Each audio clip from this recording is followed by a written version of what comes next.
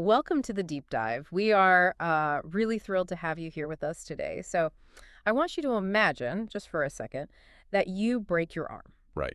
Terrible day already. Yeah, exactly. You go to the doctor, they pull up an x-ray on a glowing screen, they point to a jagged white line in the bone, and they say, "Well, there it is." It's precise. It's binary. It's either broken or not broken. And honestly, there is something incredibly comforting about that, right? We really like our medical issues to be visible and perfectly categorized.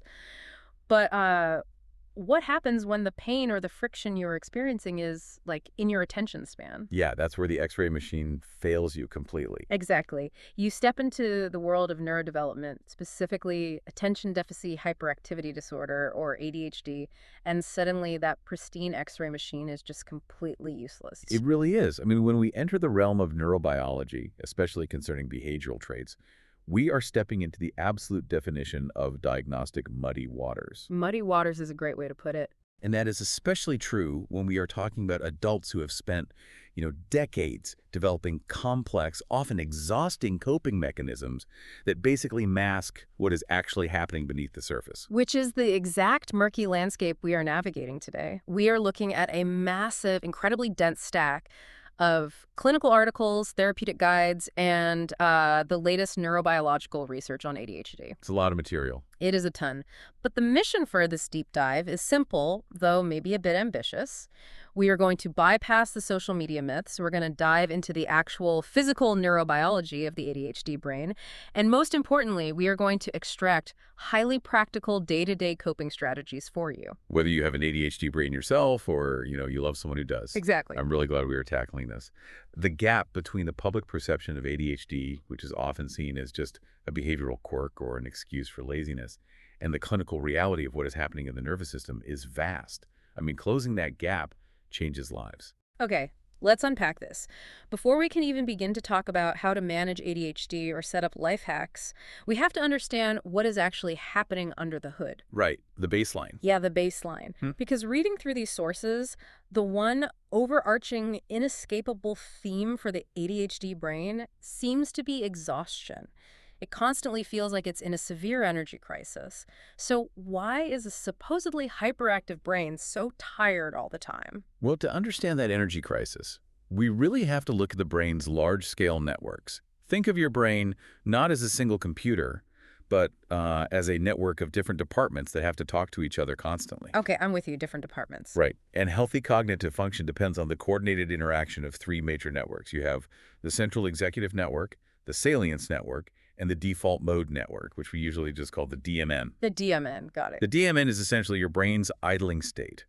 It is highly active when you're daydreaming, letting your mind wander, or having internally directed self-referential thoughts. Wait, let me make sure I'm grasping this. The DMN is kind of like the brain's screensaver that pops up when you just step away from the keyboard? That is a perfect analogy, actually. Yes, the screensaver. Yeah. Now, in a neurotypical brain, when you need to focus on an external task, let's say, writing an important email, the salience network kicks in. It notices the email. Exactly. It flags the email as important, activates the central executive network to do the typing and the thinking, and strictly suppresses that default mode network. It turns the screensaver off. Yes, in neurology, we say these networks are highly anti-correlated. You cannot actively focus on a complex spreadsheet while your brain is simultaneously, vividly daydreaming about something embarrassing you said at a party 5 years ago. Oh, I hate when that happens. But yeah, the task-positive networks force the screensaver to shut down. Right. So I would imagine that in the ADHD brain, that clean handoff just doesn't happen. It doesn't. And this is a core piece of the puzzle. It's called the default mode network interference hypothesis. Individuals with ADHD exhibit a persistent failure to adequately suppress the DMN during cognitive tasks. Oh, wow. So the brain networks are hyper-connected at times when they absolutely shouldn't be. Exactly. So the screensaver just keeps turning on while you are actively trying to type. Constantly, those internal self-referential thoughts repeatedly interrupt your goal-directed attention. Yeah. You are trying to read a financial report, and your brain is simultaneously trying to run background simulations of like a conversation you might have tomorrow. That sounds exhausting. It is. Yeah. Fighting that interference, manually wrestling the screensaver down over and over again, requires a massive, disproportionate amount of metabolic energy. Which perfectly explains the exhaustion. You are burning fuel just trying to keep the engine pointed in one direction. But hold on, I have to push back here based on what you see literally everywhere online. Oh, I know where this is going. Right. If you scroll through TikTok, you'll see a million videos, and I want to point out our research notes that 52% of the most popular ADHD videos on TikTok are clinically misleading, but they almost universally say ADHD is simply a lack of dopamine. Yeah, the dopamine myth. The social media narrative is so simple, right? You have low dopamine, you take a stimulant medication to get more dopamine, and boom, your brain is fixed. Well, if we connect this to the bigger picture, it is so much more complex and frankly more fascinating than a simple lack of dopamine. The scientific consensus does not support a simplistic, across-the-board hypodopaminergic state. Meaning it's not just low dopamine everywhere. Right. It's actually a highly localized issue involving the synthesis, metabolism, and the specific rate of extracellular accumulation of dopamine, specifically within the frontostriatal regions of the brain. Whoa, okay, slow down. Extracellular accumulation in the frontostriatal regions. I mean, what does that actually mean for me if I'm sitting at my desk just trying to get motivated to pay my electric bill? Fair enough. Let's ground that a bit.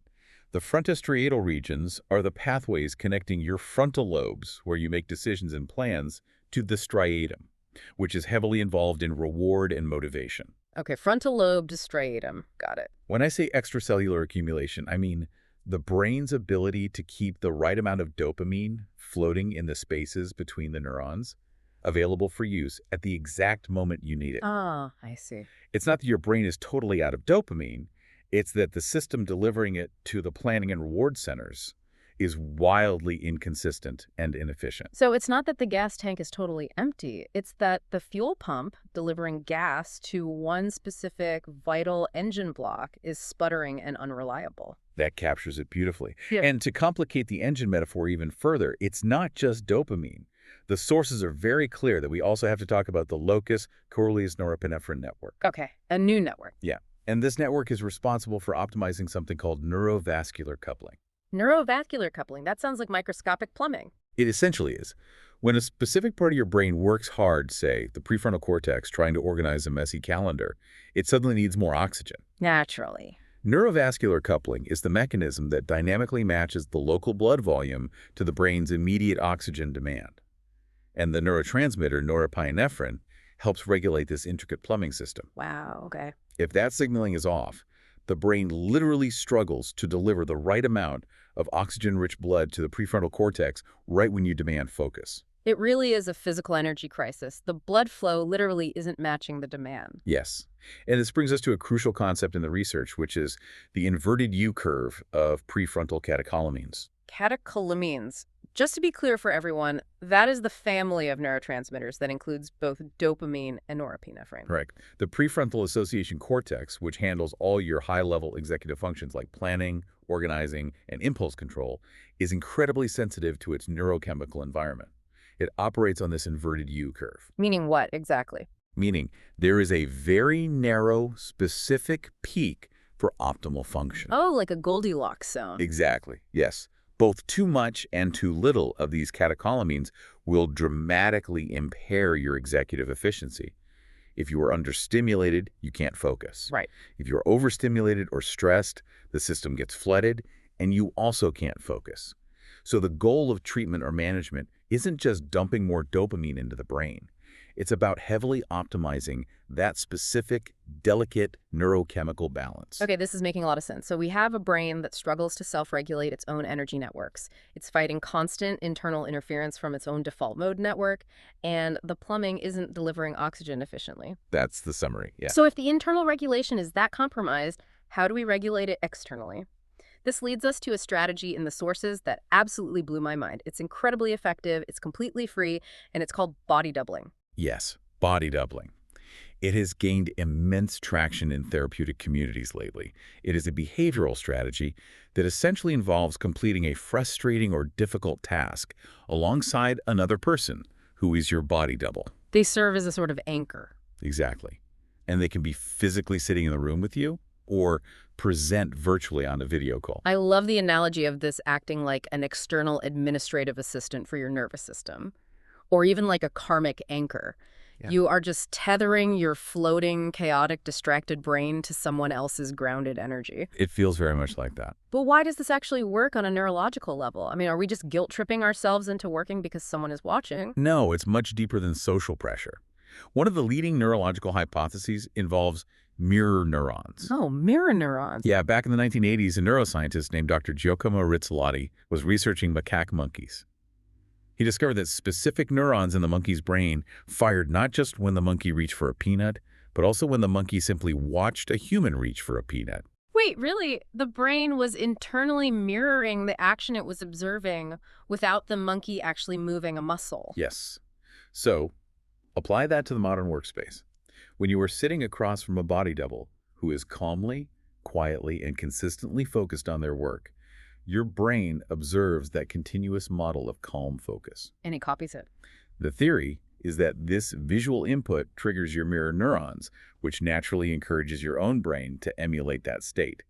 It acts as an external pacemaker, basically subtly raising your neurochemical arousal to the exact level needed for task initiation. That is wild. It's almost like contagious productivity. It really is. But the sources also touch on a completely different framework for this, an Eastern perspective involving energy management, or qi. And I have to admit, when I first read energy balancing next to neurovascular coupling, it sounded a bit woo-woo. Sure. What are the sources actually saying here? It's a valid question, but the Eastern framework offers a very practical way to visualize the experience.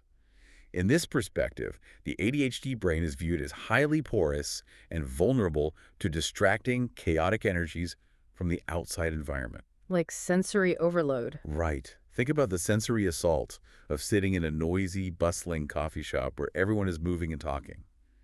The ADHD brain absorbs all of that. It's overwhelming. Just hearing you describe it is overwhelming. Right. So in the Chai framework, the body double acts as a protective barrier. Their calm presence serves as a buffer that contains and calms the energy in the immediate workspace. A buffer? Yeah, they create a sort of localized force field of focus, absorbing the chaotic environmental static, so the highly sensitive ADHD individual doesn't have to. I can actually visualize that. It's the difference between trying to read a book in a stadium versus reading a book next to a sleeping cat. Yeah. The environmental energy completely shifts your internal state. Okay, the theory is fascinating, but let's get into the mechanics. How do you actually set this up in real life without it just turning into a giant distraction? Because I have a very practical question. What if your body double is a friend who just wants to chat about their weekend? Well, then they are not a body double. They are a distraction. Fair enough. The primary duty of a body double is specifically not to engage with you. If they require you to instruct them, entertain them, converse with them, or supervise them, they immediately become an energy drain. You need someone who is quiet, independent, and focused on their own agenda. So strict ground rules are required. And our sources actually provide a brilliant step-by-step guide for running your first successful session. Step 1, as you said, find a quiet, independent person. Right. And step 2 is to block a specific designated time on the calendar. So it is an official event, not a casual hang. No casual hangs. Got it. What's step 3? Step 3 is crucial for that external regulation. You must share your goals aloud at the start of the session. Say, I am going to pay these 3 bills, or I am going to finally fold this laundry. Stating it aloud creates immediate external accountability. And to be clear, you do not have to be doing the same task. I mean, I could be doing my agonizing taxes, and my body double could be knitting a sweater or reading a novel. That's a great point. The tasks don't matter at all, only the shared environment. So step 4 is simply working alongside each other in silence. Just working in silence. Yes. And step 5 is choosing the right session length, which requires some self-awareness. How so? I mean, does the time really matter that much? It matters immensely for the ADHD brain's energy reserves. For quick bursts, when you have extremely low motivation, a short 20 to 30-minute session is best. Okay, short and sweet. Medium sessions of 45 to 60 minutes are great for getting into a sustained flow state. But if you try a long session, say 90 solid minutes of deep, hyper-focused work, you have to plan for a significant crash afterward. Yeah, a 90-minute session might allow you to finish a massive project, but your catecholamine reserves will be totally depleted.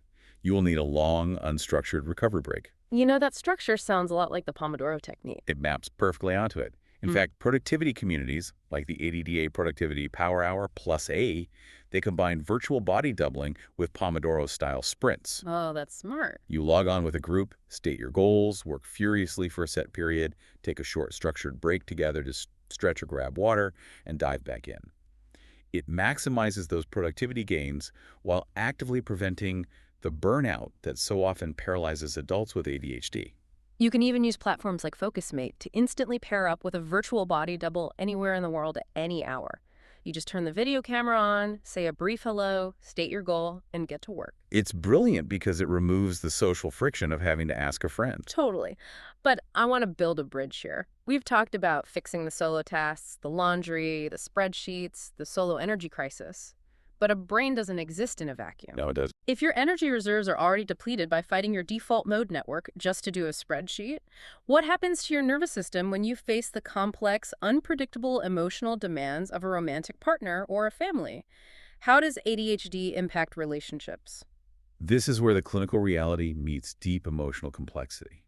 When energy reserves are low, emotional regulation is the very first thing to fail. And in the context of relationships, we have to talk about rejection-sensitive dysphoria, or RSD. RSD. Yes, this is an incredibly common, often debilitating feature of ADHD. It is an intense, overwhelming emotional response to real or perceived rejection, criticism, or failure. And the sources emphasize this is not just feeling a little sad or getting your feelings hurt. This is a severe physiological alarm response. Exactly. So if you're the listener and your partner just sent you a slightly vague text message that says, "We need to talk later," your brain isn't just worried. Your body is suddenly preparing to outrun a predator. That is exactly what is happening. The heart races, the chest tightens, adrenaline spikes.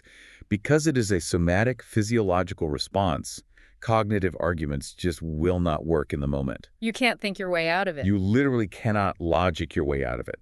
Managing an RSD episode requires somatic downregulation first. That means physically resetting the nervous system before you try to process the emotion or have a conversation. So what does somatic downregulation actually look like in practice? It involves physical interventions, techniques like triangle breathing, inhaling for 4 seconds, holding for 4, exhaling for 6, or sensory shocks like splashing ice-cold water on your face or holding an ice cube. You have to shock the system. You have to lower the physical alarm bell in your body before your prefrontal cortex can come back online to evaluate the situation logically. Which brings us to a massively practical rule from the sources for preserving relationships, which is the 20 to 60-minute draft rule. Such a good rule. Right. When you are in an RSD flare, your brain wants to make impulsive, highly dramatic decisions to escape the pain. You want to send the furious paragraph-long text, you want to quit the job, you want to break up with the partner. The urge is so strong. But the rule is write it all out in a draft and force yourself to wait at least 1 hour. It is a relationship-saving rule. Because once your nervous system resets and the adrenaline clears, you almost always look at that draft and delete it. You realize the response was completely disproportionate to the trigger. Speaking of triggers, communication itself seems to be a minefield. ADHD can cause people to interrupt, lose track of conversations, or miss indirect social hints. It does, and this is why communication in an ADHD relationship requires intentional engineered structure. Here's where it gets really interesting to me. In a typical neurotypical relationship, a partner might sigh and say, "Can you please help out more around the house?" Right, a standard request. To an overwhelmed ADHD working memory, that vague request isn't helpful. It is an unsolvable puzzle that generates anxiety. I mean, what does help mean? What does more mean? Does it mean right now? Does it mean forever? Vague expectations fail, always. But if that same partner says, "Please take the blue recycling bins to the curb every Tuesday at 8 p.m., giving a clear, concrete, user manual style instruction, it doesn't feel like nagging. It feels like a relief. To the ADHD brain, it actually feels like a massive relief. It removes all the ambiguity and the heavy lifting of executive function. That is called operationalizing requests. Concrete steps succeed. I love that. Give me the user manual. What are some other structured communication tools families can use? Another highly effective tool is the mirroring protocol. This is a form of structured active listening. One partner shares a concern concisely. Before the ADHD partner is allowed to respond, defend themselves, or offer a solution, they must paraphrase and reflect back exactly what they heard. Like, what I hear you saying is, Yes, hmm exactly. It slows the entire conversation down. It prevents impulsive interruptions. And most importantly, it guarantees the working memory actually captured the information before reacting to it. It ensures both partners feel genuinely heard. the sources also mention something called the not about you mood clarification, which directly targets that rejection-sensitive dysphoria we talked about. This one is so simple, but so powerful. Yeah, since the ADHD brain is so prone to assuming rejection, if a partner comes home visibly stressed from work and slams the door or sighs heavily, the ADHD brain immediately assumes they are mad at me, I did something wrong, I'm in trouble. And that triggers the RSD fight or flight response. Hmm. So couples can establish a prearranged phrase. Yeah. The stressed partner just has to say, I'm feeling really overwhelmed right now, but it is not about you. That is brilliant. That one simple phrase provides concrete data rather than leaving the ADHD brain to fill in the blanks with worst-case scenarios. It stops the emotional flare before it starts. So, zooming out from conversations to the household level, how can partners foster a generally calm environment? Because the sources are very clear on one major pitfall. The non-ADHD partner should never, ever try to parent their partner. Never. Parenting a partner, reminding them to brush their teeth, constantly checking if they did their chores, it destroys relationship equity. It breeds deep resentment on both sides. Yeah, what's the alternative? Instead of trying to manage the person, you have to work together as a team to manage the environment. You build shared external structures. Yeah. You rely on visual systems, Like what? like a shared digital calendar with alerts, a large whiteboard in the kitchen, or putting a visible laundry basket exactly in the spot where clothes tend to pile up rather than hiding it in a closet. You change the environment so the brain doesn't have to work as hard to navigate it. You actively reduce the friction of daily life. And managing sensory load is a huge part of that too, right? Absolutely. Sensory regulation is deeply intrinsically tied to emotional regulation. Using noise-canceling headphones, keeping the main living spaces visually uncluttered, having predictable daily routines, these things drastically reduce the total cognitive load on the brain. Because the brain is already working so hard. Yes, if you burn out all your precious energy reserves just dealing with a chaotic, messy, loud environment, you simply won't have any energy left to regulate your emotions or focus on your work. So what does this all mean? When you step back and look at everything we've covered today, from the default mode network, constantly interrupting, the tricky neurovascular plumbing, to the absolute magic of body doubling and the necessity of structured relationship communication, the biggest takeaway for me is a paradigm shift. A huge shift. ADHD is definitively not a character flaw. It is not a moral failing or a simple lack of willpower. No, it is a highly tangible neurobiological difference in how the brain allocates, sustains, and replenishes energy. Right. And because the brain struggles to self-regulate that energy internally, the solution isn't to just try harder. Never just try harder. The solution is to build intentional external systems to do that regulating for you. The digital calendar, the quiet body double on your laptop, the clear communication protocols with your partner. You are essentially externalizing your executive function. And if we connect this to the bigger picture, that leads to a rather profound thought for everyone listening to consider. Take a hard look at the modern, neurotypical world we live in today. It's pretty overwhelming. It is increasingly built around chaotic open-plan offices, a relentless barrage of vague Slack messages, endless digital notifications, and constant daily interruptions. It is an environment fundamentally hostile to sustained attention. It's an attention economy literally designed to distract you and harvest your focus. Precisely. So perhaps the specific tools that the ADHD brain fundamentally requires to survive, things like body doubling for accountability, explicit and operationalized communication, and heavily engineered calm environments, are actually the exact tools that everyone needs to survive today's chaotic world. Oh. The ADHD community might just be the canary in the coal mine, adapting first and developing the survival skills for a reality that we are all currently struggling with. Wow. I love that perspective. It frames these tools not as disability accommodations, but as essential modern life skills. It brings us right back to our opening thought.